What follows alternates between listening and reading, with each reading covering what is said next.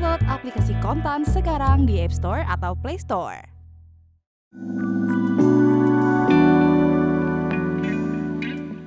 Realisasi belanja negara hingga bulan Mei masih lambat, padahal akselerasi belanja pemerintah dinanti untuk menggerakkan roda ekonomi.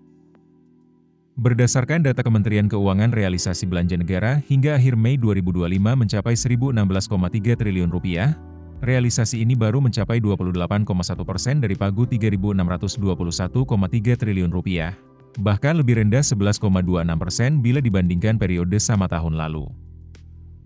Perinciannya, realisasi belanja pemerintah pusat sebesar Rp694,2 triliun, terkontraksi 26,96% year-on-year.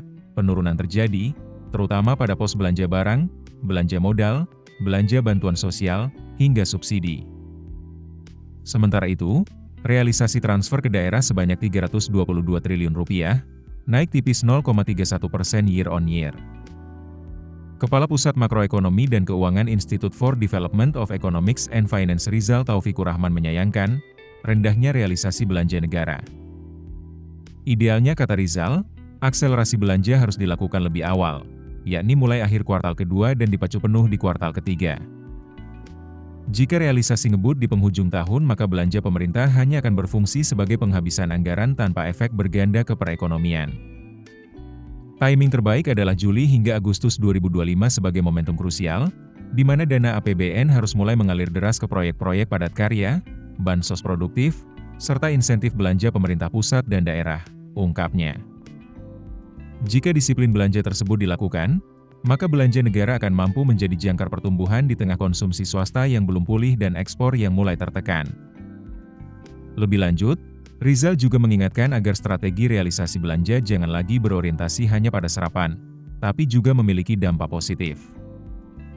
Ia merekomendasikan pemerintah harus segera melakukan front-loading belanja, bukan hanya menunggu siklus anggaran berjalan biasa, namun harus extraordinary strategi. Hal tersebut harus dipicu dengan langkah-langkah teknokratis yang jelas dan terarah, di antaranya, percepatan revisi daftar isian pelaksanaan anggaran di kementerian dan lembaga agar tidak ada hambatan administratif yang membuat belanja tertahan di atas kertas. Kemudian, optimalisasi belanja daerah harus dilakukan melalui sinergi pusat daerah, karena dana transfer daerah kerap menjadi dana mengendap di kas Pemda, bukan menjadi belanja real. Serta difokuskan realisasi belanja ke sektor-sektor yang memiliki multiplier efek tinggi terhadap penyerapan tenaga kerja, seperti proyek infrastruktur skala menengah, program padat karya, hingga insentif untuk pelaku UMKM yang berbasis sektor real. Keputusan bisnis terbaik datang dari data, bukan tebakan. Mudah berlangganan Business Insight dengan subscribe with Google.